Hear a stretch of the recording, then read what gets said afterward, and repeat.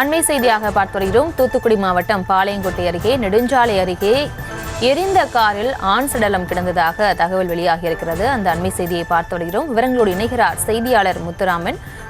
வணக்கம். விவரங்கள். வணக்கம். தூத்துக்குடி பாளையங்கோட்டை தேசிய நெடுஞ்சாலையில் தெய்வச்சில்புரம் அருகே உள்ள ஆள் இல்லாத இடத்தில் எரிந்த நிலையில் இருந்த காரில் ஆண் சடலம் எரிந்த நிலையில் இருக்கும் சம்பவத்தால் பெரும் பரபரப்பு ஏற்பட்டது.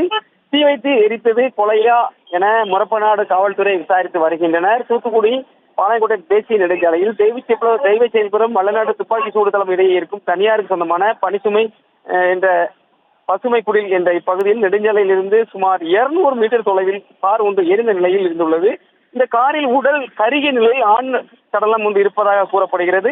இதைத் தொடர்ந்து சம்பவ இடத்தில் சென்ற முறப்பநாடு காவல்துறையினர் ஆளில்லாத இடத்தில் காரில் அழைத்து வரப்பட்டு தீ வைத்து எரித்துக் கொல்லப்பட்டாரா இல்ல எரித்துக் கொல்லப்பட்ட நபர் யார், எந்த பகுதியை சேர்ந்தவர் என்பது குறித்து விசாரணை நடத்தி வருகின்றனர். தூத்துக்குடி மாவட்டத்தில் மல்லநாடு துப்பாக்கி சூடும் தளம் அருகே ஆளில்லாத இடத்தில் காட்டுப்பகுதியில் கார் எரிந்த நிலையில் சம்பவம் இப்பகுதியில் பெரும் பரபரப்பை ஏற்படுத்தியுள்ளது. விவரங்களுக்கு நன்றி.